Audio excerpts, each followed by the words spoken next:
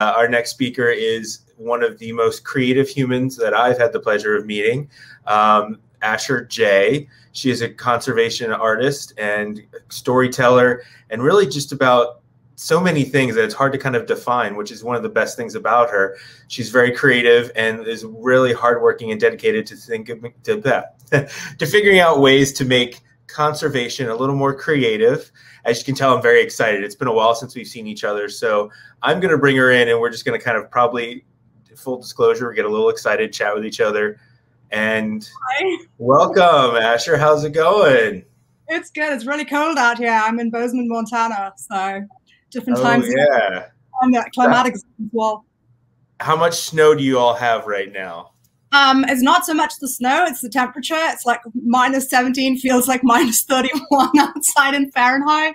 Not what I signed up for, but here we are building character. Yeah, that's the kind of character I think I'm ready to build yet. So good for you. I'm glad that you're taking this initiative and this growth in your life. I'm proud of you for that.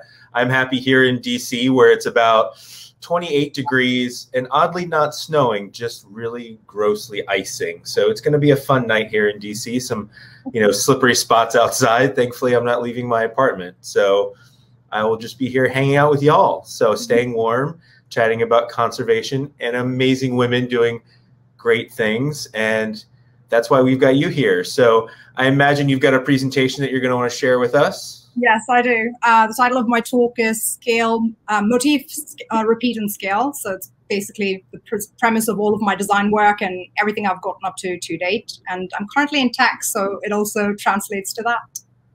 Well, and that's fantastic. I mean, I know that you've done a lot of things and are always thinking of creative ways to reinvent not only how you communicate in the art that you create and more, but yourself. So I'm really excited to see that and hear more about it. So if you want to bring up your presentation, I'll be able to control it and get it set up for you. That way we can get you ready to go. And then that way, once you're done presenting, we'll get some questions. So if anyone has any questions while Asher's presenting, you can submit those via the comments, and we can definitely make sure that we share them with Asher. So, of course, bring up any questions. Let Asher know what you're thinking. She'll have great insight no matter what the question is, I'm sure. So this is a great time to take some notes, ask some questions. And speaking of taking notes, that's an old composition book. I love that. Like, instantly what that is. Like, everyone of a certain age, and probably still now, has had one of those. Yeah, and I definitely make notes diligently daily. I think it's a huge aspect of brainstorming for me. And I have thousands of those notebooks filed away in my house, so I figured I'd put my presentation on one. That's perfect. And the disruptive noise in the background, that's my puppy, and he has no boundaries, so that's just going to be an interruptive aspect. He just wants to make himself known. He's part of the conversation too. If you want, you can hit the play button, and it should go full screen unless you want to see your slide, the preview. Yeah, sure. If I go into presenter mode, would that be a problem? It shouldn't be. Let's try and find out. Sounds great. See, we're all about design thinking here. Let's try and experiment, see where things go. And apparently maybe it is something because now we can only see black. So this is a good lesson in us learning what we want to do. Okay, let's see. Well, we can keep this if you don't mind, us seeing a little bit of the preview. Okay, perfect. All right. Well, then, Asher, I'm going to turn it over to you, and I'll see you once you're all done. Slide with Q&A. Look forward to it.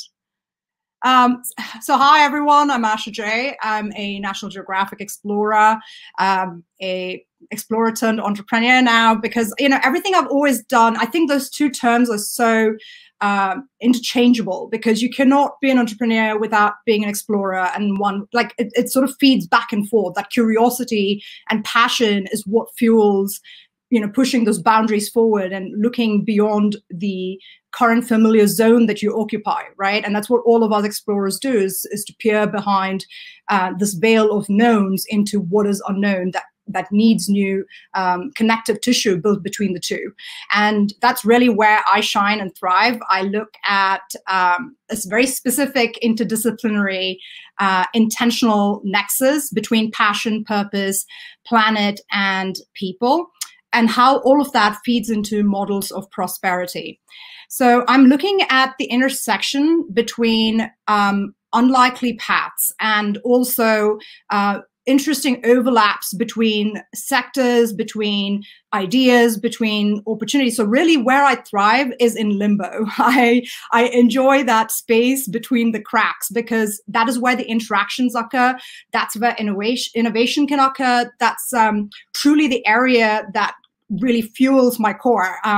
So I think, like, all of these blanks, these cracks that exist between things, they do have something occupying them, but oftentimes they're not in our consciousness, they're not within our awareness. And so that's where, impacts that are not calibrated for come from. It's not like something that you do just because you don't have awareness of it doesn't have a consequence. It does. It may not be a consequence that we take charge of, and therefore it's a runaway train. And that's often where we wake up, whether you're an enterprise, whether you're an individual, you've done something, you wake up one day and you're like, oh my God, I had no idea that all of these different ways of impacting the world around me would be a causality of a single action I've taken. Take for instance, just brushing your teeth. What brand of toothpaste do you use? Does it have microbeads in it? Is that made of plastic? Are you flushing microbeads down the drain continually with every single day that you brush? Just a small consumer impact, but scales. And think about the number of households adopting a toothpaste brand without thinking that through. I am going to speak a mile a minute because I'm going to try and get as much of all of this content that I have in mind in here. So having said that, given that my area is about looking at where we can push boundaries in the space between things, between people, while bearing in mind that we don't create assumptions that would be false, that could set us up to fail, right? For instance, that's really where the black swan premise comes from, that we don't look continually at white swans and then come to the conclusion that all swans are white. That's often where a judgment call that we make on any aspect, whether it's in terms of how a business finds orientation or expression, or how you as an individual do so, or a particular conservation effort that you're championing, to not make generalizations out of ignorance, out of just limited understanding. So humility is like the key aspect to any undertaking that I'm a part of. Just being mindful that we don't know everything yet, and to constantly lean in with that curiosity and willingness to assimilate and to chew on things before we start assuming that we have conclusions that we can act on, because that is often a half-baked effort. It's not been thought through, and many brands do this. They jump the gun, and that's how you have so much greenwashing out there. So just highly recommend people taking a moment, take a beat to really look at the through line before you start executing on an idea. So why do I do what I do? I'm really emboldened and feel aligned with the state of Kuleana, which is a Hawaiian word. It means a state of stewardship that is oriented in a state of stasis. Not sure why there are two images here back to back. I'm going to delete one of those.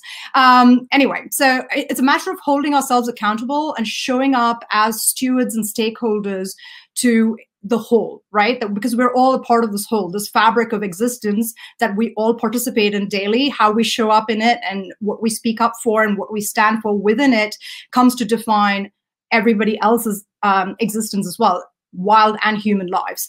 And so when I'm looking at taking anything that I care about forward, the first aspect that I examine is self-interest, because we are all organisms that operate from a space of self-interest. And early on in a conversation I had with Richard Saul Wurman, he pointed out, that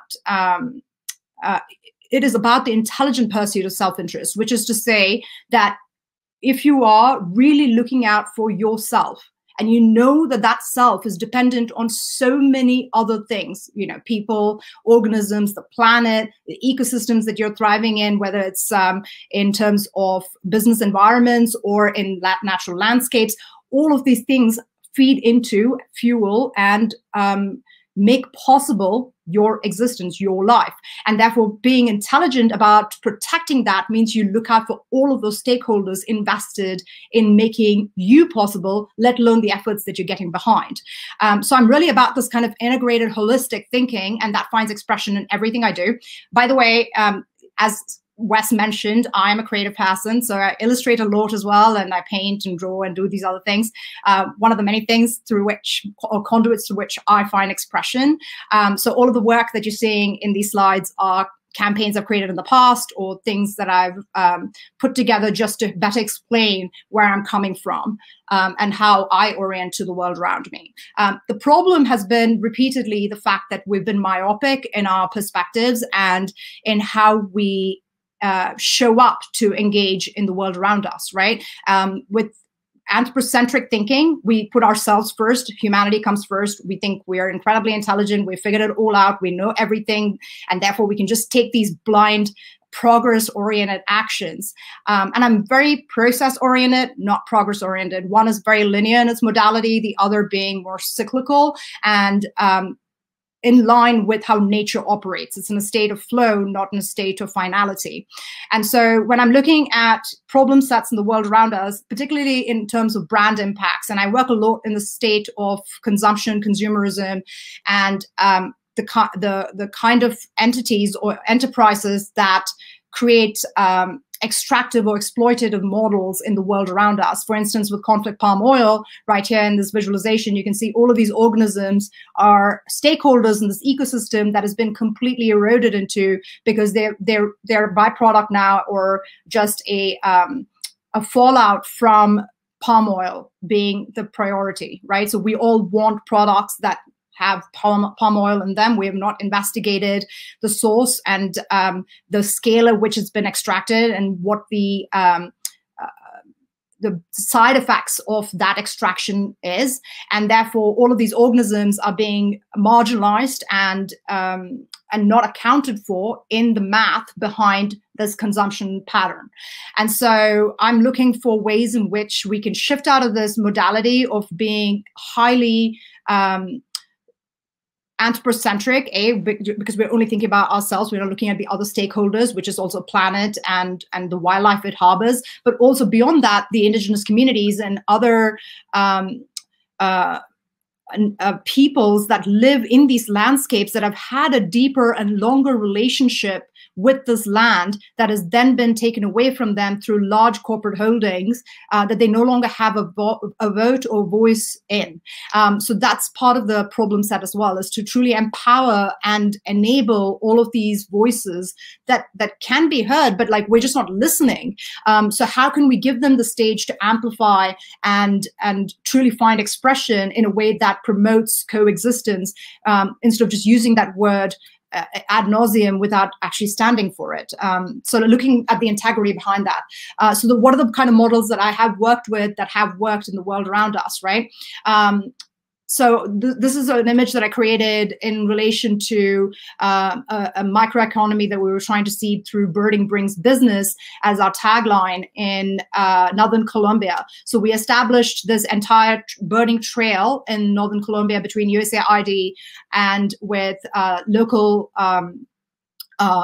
nonprofits and for-profit entities that were running ecotourism lodges in conjunction with the indigenous communities living in those areas that could also benefit from tourists visiting these areas and bringing in other forms of revenue, for instance, using local nuts like the tagua nut to produce jewelry.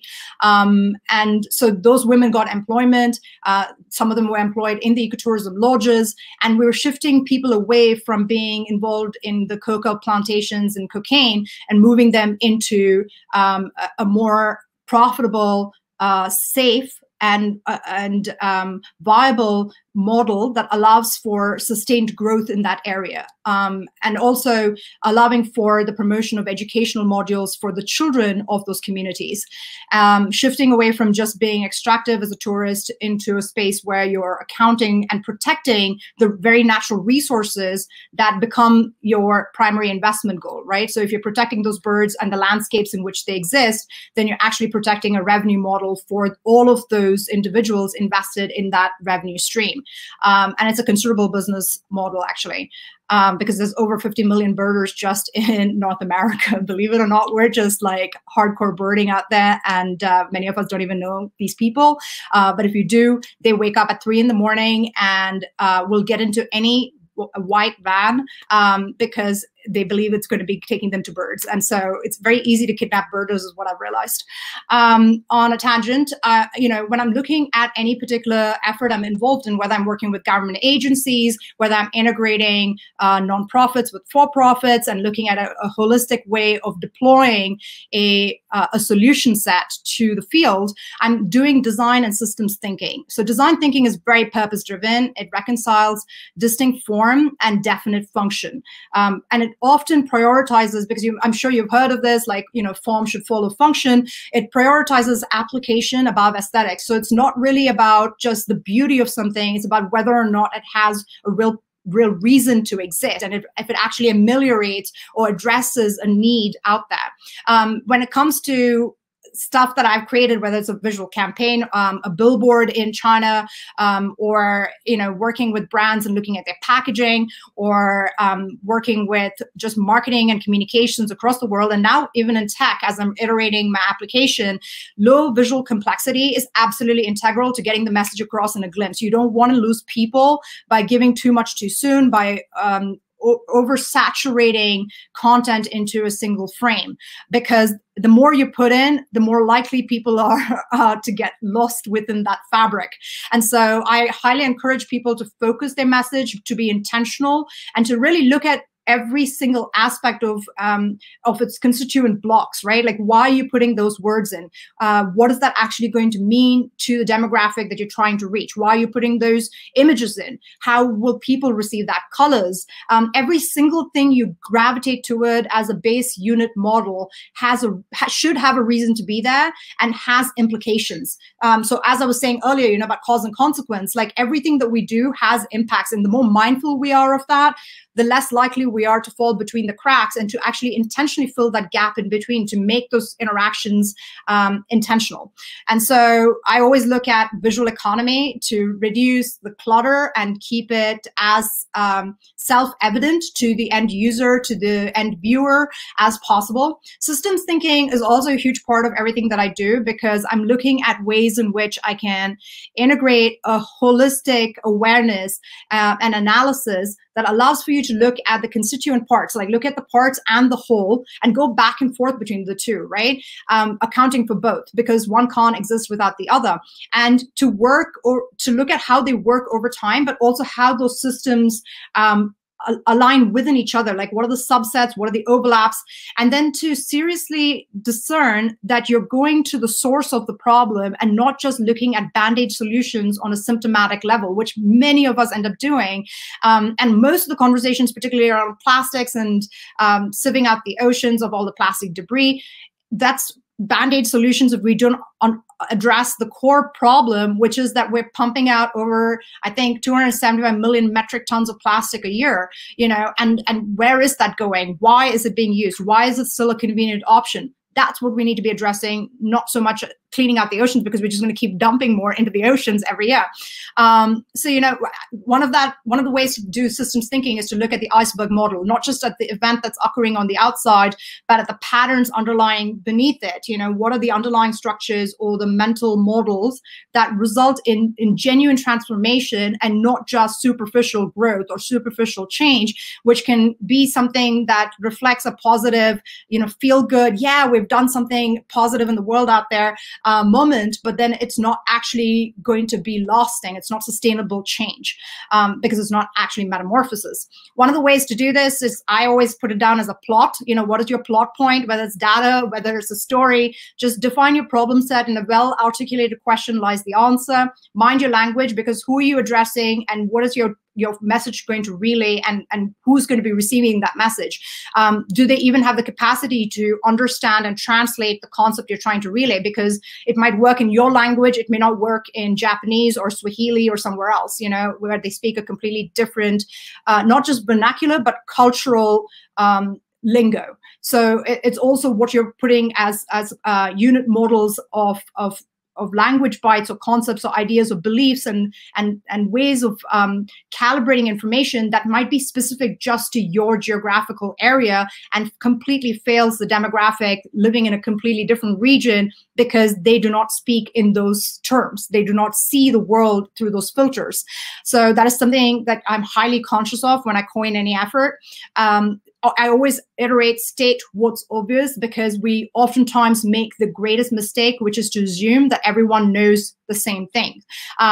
More often than not, they don't. Saying it, people will be like, oh yeah, like I totally get that too, and I'm on the same page. But if you don't say it, you might be coming from two very different spaces. We don't even see the world the same way. We don't see the same objects the same way. I mean, back when the stupid blue and black, white and gold dress was trending, we couldn't even see a dress in the same hues, despite it being one picture. So just really be mindful of the fact that no two brains, no two eyes, no two hearts are seeing anything the exact same way. We're not all on the same page unless it's been said out loud.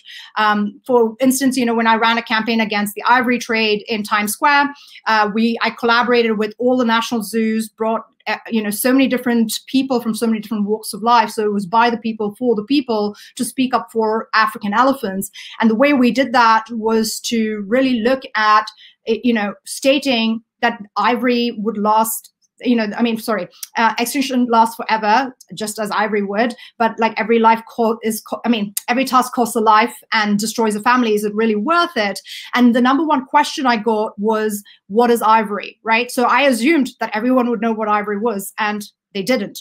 So that's what our qualitative analysis, after running that advertisement on clear channels like Billboard, that's what we discerned afterward, that it wasn't landing the message because most people didn't know the core term in it. And I always say embed emotional triggers because we're creatures of emotion, not reason. So truly be mindful of that. Going into the premise of the unit model, right? Like everything has building blocks, like whether it's Alan Turing's patterns that find expression across nature, whether it's cells, atoms, you know, looking at fingerprints, what are the Lego blocks of what you're trying to create, whether it's code, everything has its unit that it can be whittled down to. And if that unit is self-sufficient and can be replicated without too many resistance areas or ways in which it could get disrupted or end up disappearing because early on it has not found stability within its own iteration. That core code is what allows for something to repeat itself and then be heard and then get scaled, right? So a brand or a business cannot find presence in the market space without that unit of the initial business model, what the unit model is, being self-sufficient and competent enough and well-iterated, comprehensive enough for it to then be able to repeat itself and therefore be able to scale, grow. You see that in biological organisms, you see it in evolution, you see it in business. It's the same premise. Like this has been tried true by nature, by life, by everything around us. So why not do the same thing? Why not emulate and be aware of it? And that's how design works. You know, that's the beauty of design, is it is totally aware of this this idea of building blocks being such a critical part of the design process. So unless you really iterate and think through your unit model, you're not going to be able to do anything further. And that's the beauty of, like, you know, when I first looked through a microscope as a kid, I was so blown away by the intelligence of a single cell in a state of mitosis or meiosis. And that is what we're looking for in a business. Like, it needs to be that brilliantly resolved, and that's also what I look for. Is, you know, the process that I follow is the motif, which is the recurring salient thematic element.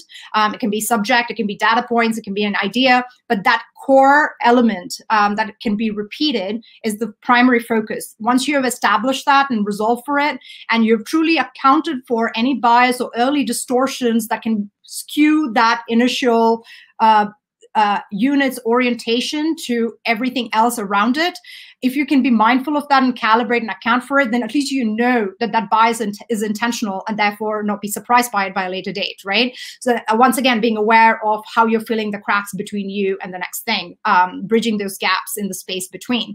Then when it comes to repetition, you have to be super mindful about how you're repeating and what you're trying to say through the repetition. So any of the core units, when you're saying it over and over, it's validating that motif in a specific way. It's putting it in a through line and setting it up for a narrative. It gives it a mood, it gives it a feeling, it gives it a theme, and that presence is established through this arc. So what trajectory are you sending that unit through? And then when you're scaling it, it's about sustained, sustainable, proportional growth, right? It's about both capacity building and capabilities being accounted for and feeding into capacity. So are you actually able to deliver on the needs as it's growing? Because that's the hardest part, is to bridge that gap as something moves into a larger and bigger sphere and it occupies more space. It needs to be mindful of greater stakeholders and more within its fabric, internally and externally. In order for something to continually grow, it also needs to have the early functional units be entirely resolved and self-sufficient, which I've iterated over and over again, but like I can't say that enough. So one of the first things I look at is like, be the change in the world you want to see around you. Your core motif, what is that? How do you repeat and scale within yourself and in the world around you? Because who you are and how you show up is such an important part of how you can be a mindful spokesperson or a stakeholder in anything else that you participate in. Your personal integrity is first, and that is going to reflect in any effort that you champion or align with. My core integrity has always been towards accounting for people and planet and looking at prosperity, which is truly allowing for everything to coexist. Most life just needs the space to be. Creating that space, holding that space is our moral responsibility. And for me, that is a core value that I put into any effort I get behind, whether it's how I show up for my team when we're working day to day, and how we facilitate each other through our personal lives and our professional lives, or showing up for larger contexts. It's all the same thing. You can't be a good person in your professional life and be a shitty human being at home. Sorry for the French. So like, just really think about what is this personal integrity that you bring forward. And the only way you can stand for something is to have a spine. So be mindful of the inner architecture that allows for the mass to build around it. That's what any conscious capitalistic model would bear in mind.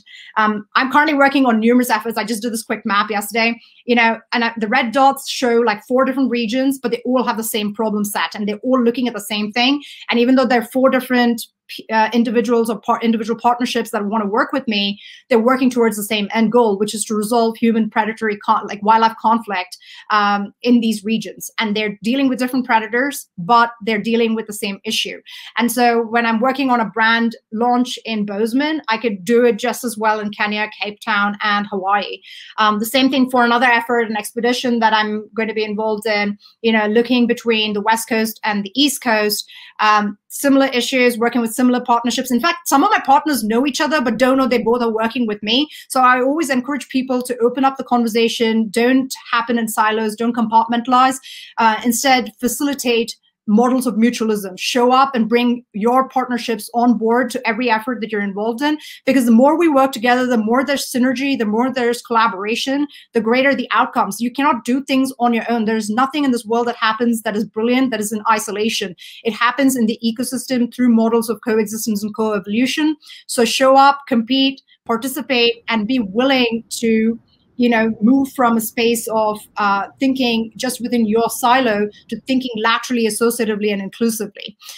Because what you do in one place, butterfly effect, has impacts on other places. So it might be out of sight and out of mind for you, but the important part for my job personally and how I show up for the world is to bring those things that are out of mind and out of sight, where impacts are felt but not heard, to top of mind and tip of tongue. So consumers know that when they do something here, it's going to affect lives in other places.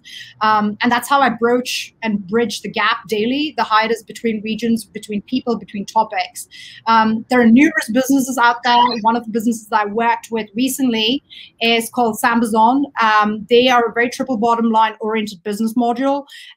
And their brand motif is the acai berry, right? But they've figured out a way to make that berry seed, which is, the berry, by the way, is 90% seed and 10% fruit. Only 10% of the fruit can become their product line, but the remaining 90% can be a source of revenue for the local communities on the ground and fuel source for their factory units. So it's just about thinking about things holistically and looking for, how can you collaborate with on the ground agroforestry efforts to like account for the wildlife that occurs in the same areas where your acai trees might, in the floodplains in the Amazon's Delta. So it's, there's no way in which you can do something extraordinary again by yourself, truly bring in as many stakeholders into the conversation, because the more we all show up and participate together, the greater the impacts that we can realize. It's about education, empowerment, and enlisting every single entity that comes in contact with what you're trying to get off the ground, and every single effort that you belong to. So I say hold yourself accountable, but also hold others accountable, because with awareness comes the authority and duty to act. With that authority and duty to act comes true accountability. And so it is a privilege to be able to show up. And I think, for those of us who are in the know, it is our duty to share that knowing with others and bring them into the conversation with the same level of mindfulness that we're trying to show up with. And so lastly, I'm going to leave with a few takeaways, which is, there are different mindsets in the world. There are people who are living in ignorance, who are acting from a very myopic, bottom line driven perspective, that are thinking from shareholder mentality instead of stakeholder mentality. So with those individuals, exercise compassion. Judgment doesn't allow for you to bridge any gaps out there. It's only going to push people away and make them defensive. So try to approach conversations in a way that is truly inclusive. Don't do tit for tat. Don't shrink the dialogue, expand it. Lastly, I would just say, my insights for every effort quickly is that I go from egg, caterpillar, chrysalis, butterfly. There is a phase where once you have had an idea, to literally do, like they call it R&D for tech or for, businesses, but like really it's about being a caterpillar, take in as much as you can, like chew on as much data points as you can, like assimilate as much as you can, and then incubate, take the time to make that connect so you can shed the things that don't serve the effort, and then you can metamorphosize and come out as a butterfly to truly let that thing take wing. And plus, anything that you give rise to, any effort you give rise to, if it is truly alive, which means it's not an extension of your ego or your identity or your way to prove a point in this world, but rather it's something that's truly dynamic, that's out there, that's going to make real impact happen because it's out there living, then it's going to co-evolve, it is going to compete, it is going to show up and learn to assert itself through competitive advantages to coexist in a dynamic arena of existence, just like every other organism out there that has come into existence, right? Evolution shapes us all. It doesn't matter which area we're in, how we occupy it. I would say integrity defines, competition refines anything that you do and who you are as an individual. I'm all for the startup way of life. Be all in. Life is too damn short to not give it all you've got. Be focused on process and flow, not perfection and finality, because the latter is usually fatal. It puts things to an end and it makes it all about you, and it's not. Constantly figuring out the bugs and fixing it. That's one of my biggest takeaways in life, is like, look for the failings and the flailings and learn from them and see how you can evolve through them. Don't look at them as something that's going to hold you back. Be inspired by them. And then I say, like currently in the language in tech, it's like iterate, iterate, iterate, but that's what evolution has been doing. That's what nature's been doing forever. So, truly look at how you can try and true things by allowing things to come into existence. Don't be afraid to put things out there. Don't be afraid to express yourself, because through co-evolution, through collaborative processes, things actually become something extraordinary, versus when they're in isolation, they become nothing. They just whittle away, fall through the cracks.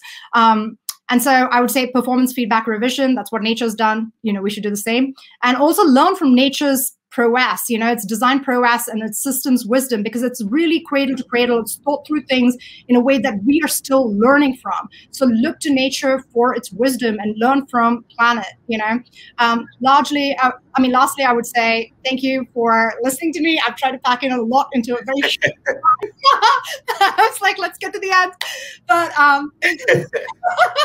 well, let's bring those socials back up, because I think there's a lot of great stuff that you were talking about. So if anyone wants to, connect with Asher after today, her Instagram, Twitter, and Facebook are all right there. So you can follow up and connect with her. I think that there's probably going to be some great insight, continuing conversations and insight So that way people can learn more about what you do and how they may be able to apply some of the great techniques that you were talking about. Because there was some great insight in there, some design thinking. I mean, you know, how to like refine your story and refine your process and make sure that you've got a clear message.